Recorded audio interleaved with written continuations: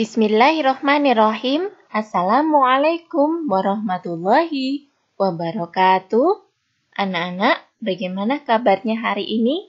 Semoga semuanya tetap dalam kondisi sehat, tetap dalam kebaikan, dan tetap bersemangat tentu saja. Bertemu kembali dengan Bu Nia dalam mata pelajaran Produk Kreatif dan Kewirausahaan yang pada kesempatan kali ini kita akan membahas tentang materi perakitan produk. Materi ini Anda pelajari pada kelas 12 bab 4. Jangan lupa untuk like, subscribe, dan tekan tombol lonceng agar bisa mengikuti pembelajaran selanjutnya dalam video-video Bu Nia nanti. Seperti biasanya, sebelum kita membahas materi lebih lanjut, maka kita akan membahas dulu kompetensi dasar dari materi yang kita pelajari pada kesempatan kali ini. Kompetensi dasar yang pertama adalah kompetensi dasar 3.13, yaitu menerapkan metode perakitan produk barang atau jasa. Yang kedua adalah kompetensi dasar 4.13, yaitu melakukan perakitan produk barang atau jasa. Adapun tujuan dari kita mempelajari materi pada kali ini yang pertama adalah mengemukakan metode perakitan produk, barang, atau jasa. Yang kedua, untuk menerapkan metode perakitan produk, barang, atau jasa. Yang ketiga, menyusun alat dan bahan. Yang keempat, melakukan kegiatan perakitan produk, barang, atau jasa sesuai dengan prosedur. Dan yang kelima, mendiskusikan metode perakitan produk, barang, atau jasa. Kita akan belajar tentang materi perakitan produk ini. Apakah yang dimaksud dengan perakitan? Apakah kalian sudah pernah mendengar? Sudah pernah mengetahui apa yang dimaksud dengan perakitan ini? Betul sekali. Yang dimaksud dengan perakitan atau assembly line adalah suatu proses penyusunan dan penyatuan beberapa bagian komponen menjadi suatu alat atau mesin yang mempunyai fungsi tertentu. Perakitan juga dapat diartikan sebagai penggabungan antara bagian yang satu terhadap bagian yang lain atau pasangannya. Perakitan merupakan proses khusus bila dibandingkan dengan proses manufaktur yang lainnya. Misalnya, proses pemesinan dan pengelasan. Proses pemesinan dan pengelasan biasanya hanya memakai satu proses manufaktur. Sementara dalam perakitan bisa meliputi berbagai proses manufaktur. Prinsip perakitan adalah sebagai berikut ini. Yang pertama adalah meletakkan peralatan dan pekerja dalam urutan pekerjaan atau operasional sehingga setiap bagian atau komponen dapat dipasang secara berurutan sampai dengan proses akhir. Prinsip yang kedua adalah area kerja untuk pemasangan komponen dibuat secara nyaman sehingga pekerja dapat secara mudah memasang komponen ke dalam rangkaian produk yang berjalan di atas konveyor.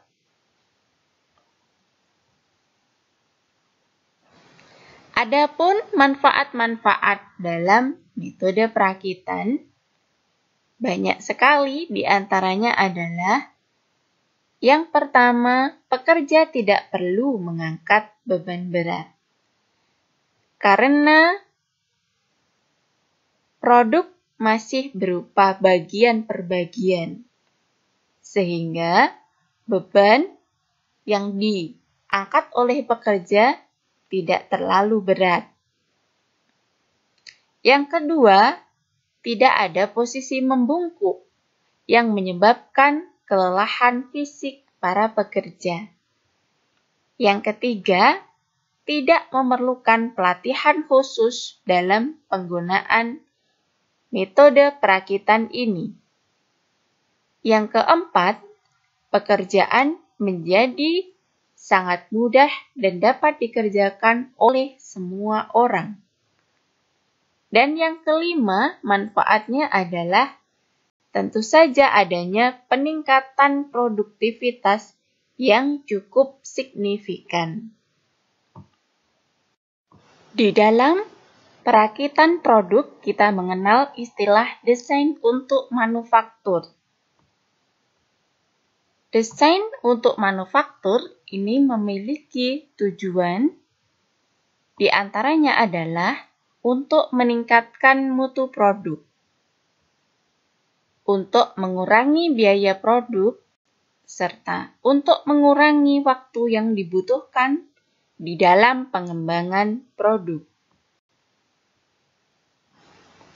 Tahapan dalam desain untuk manufaktur atau design for manufacturing atau disingkat dengan DFM ini, di antaranya adalah yang pertama, mengestimasi biaya manufaktur. Yang kedua adalah mengurangi biaya komponen. Yang ketiga, mengurangi biaya perakitan.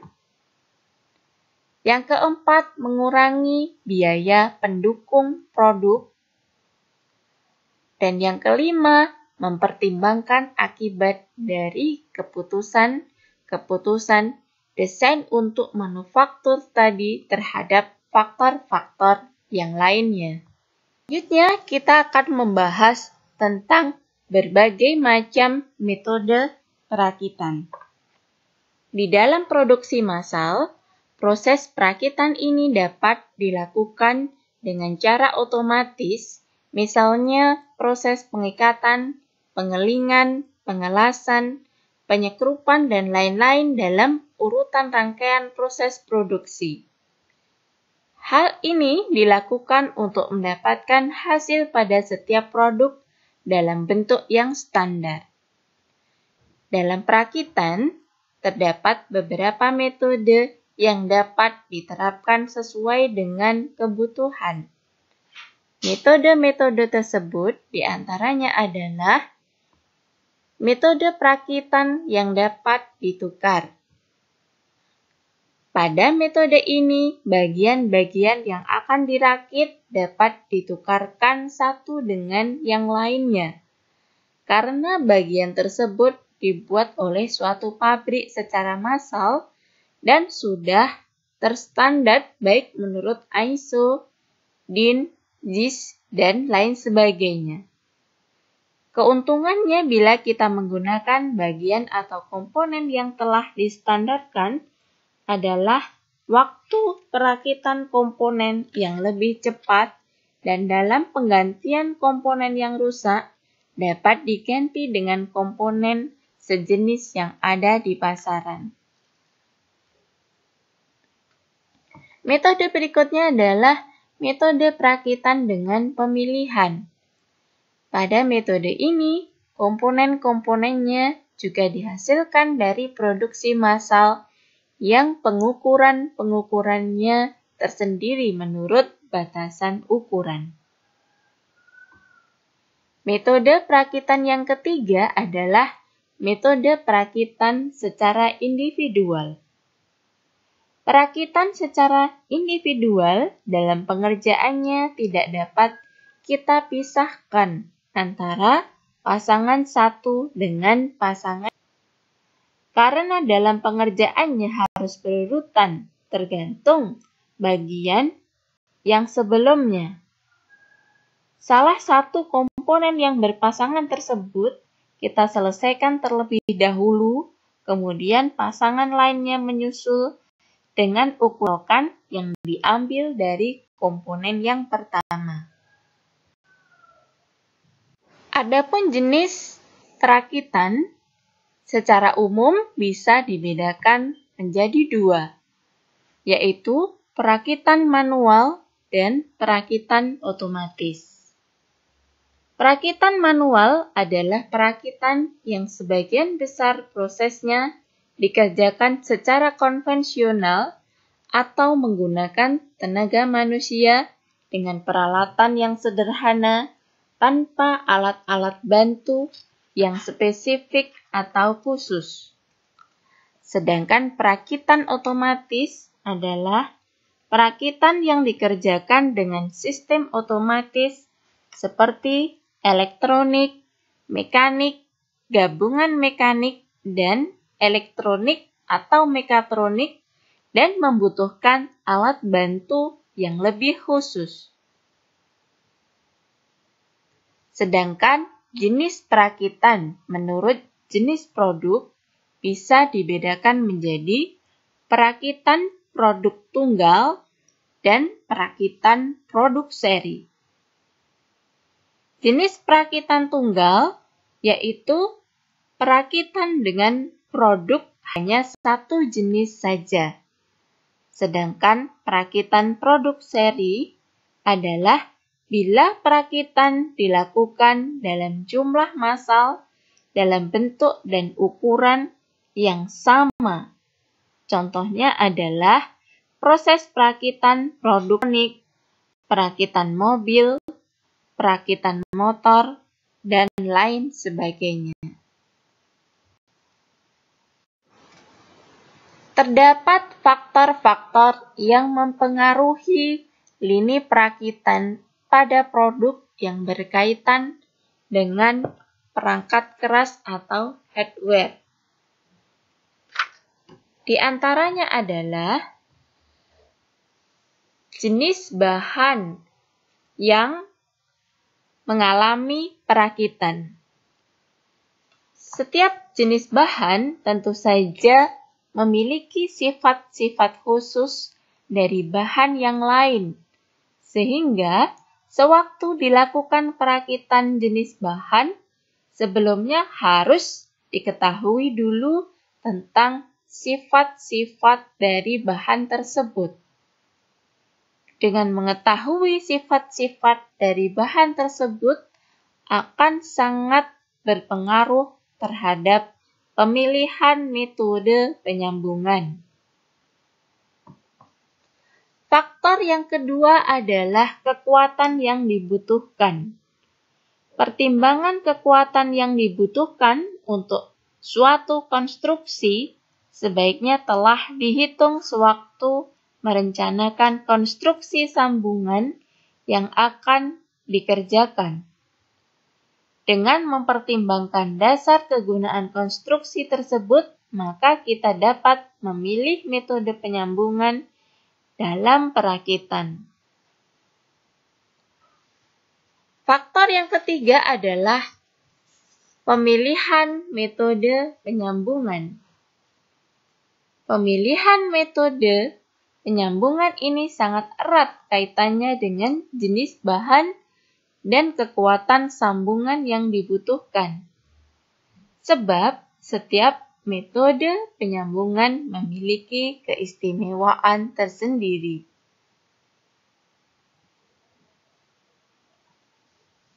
Faktor selanjutnya adalah pemilihan metode penguatan.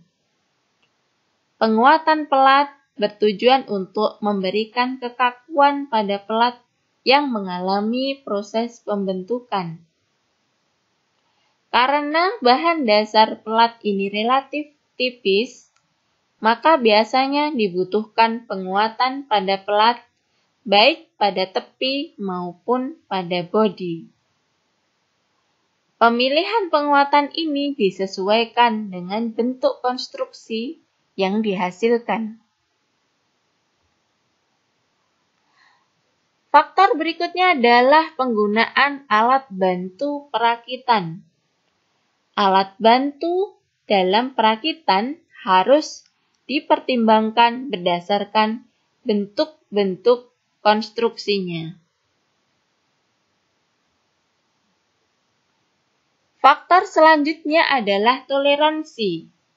Toleransi dalam perakitan dipertimbangkan atas dasar pasangan antara elemen yang dirakit menjadi komponen yang lebih besar. Toleransi untuk pasangan ini dikenal dengan istilah interchangeability atau sifat mampu tukar. Faktor yang selanjutnya adalah bentuk atau tampilan. Tampilan suatu produk sangat mempengaruhi terhadap nilai jual dari produk itu sendiri. Tampilan pada dasarnya diawali dari gambar atau desainnya. Tampilan ini disesuaikan dengan penggunaan konstruksinya di lapangan. Faktor yang ke-8 adalah faktor ergonomis. Ergonomis yang dimaksud di dalam perakitan ini adalah kesesuaian antara produk dengan kenyamanan pemakai atau user. Artinya, apabila produk ini digunakan tidak menimbulkan cepat letih, membahayakan, membosankan, dan sebagainya. Yang terakhir adalah finishing.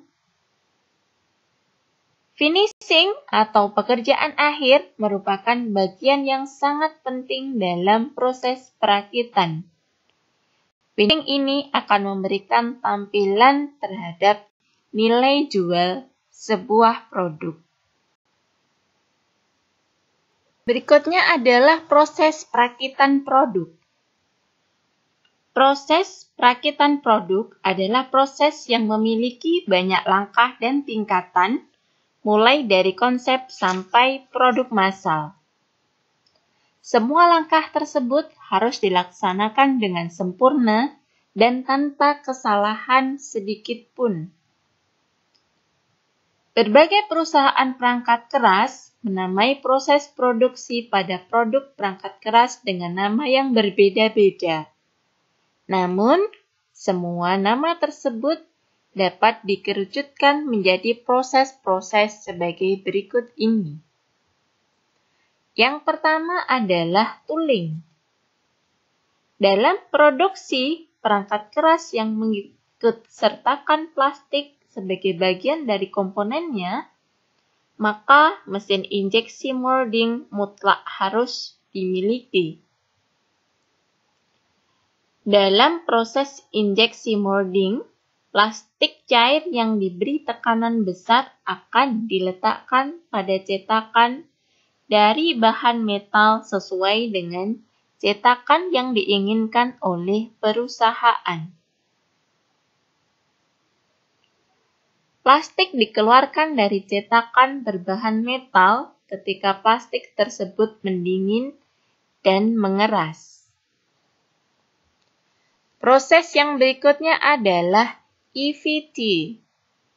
EVT adalah langkah untuk memperbaiki cetakan yang dilakukan pada fase tooling. Selain perbaikan, cetakan tersebut juga akan mengalami uji coba. EVT ini adalah singkatan dari Engineering Validation Process. EVT merupakan proses di mana perakitan dimulai dengan menggunakan bagian-bagian asli, bukan bagian prototipe.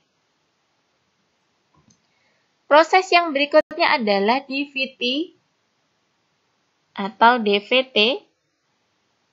Setelah kita melalui proses DVT dan memastikan bahwa komponen-komponen perangkat keras berfungsi sebagaimana mestinya, kita akan masuk kepada proses DVT atau Design Validation Process. Pada fase ini, kita akan melakukan ulasan mengenai desain produk, melakukan uji coba tahap akhir, dan menyusun rencana perakitan. Berikutnya adalah PVT. PVT adalah kepanjangan dari Production Validation Test. Pada fase ini, kita sudah bisa memproduksi atas komponen yang sudah lulus uji. Dalam proses ini, yang mengalami uji coba bukan produknya, tetapi perencanaan lini perakitan dan proses produksi.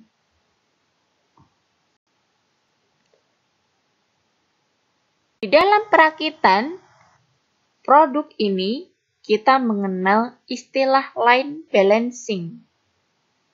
Line balancing adalah suatu analisis yang mencoba melakukan suatu perhitungan keseimbangan hasil produksi dengan membagi beban antar proses secara berimbang sehingga tidak ada proses yang idle akibat terlalu lama menunggu keluarnya produk dari proses sebelumnya. Tujuan utama dalam menyusun line balancing adalah untuk membentuk dan menyeimbangkan beban kerja yang dialokasikan pada tiap-tiap stasiun kerja.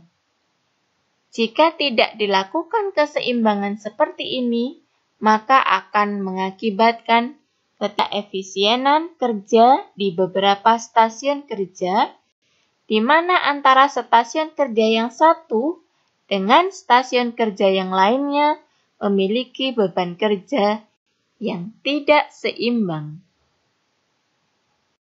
Alhamdulillah, demikian tadi materi kita tentang perakitan produk.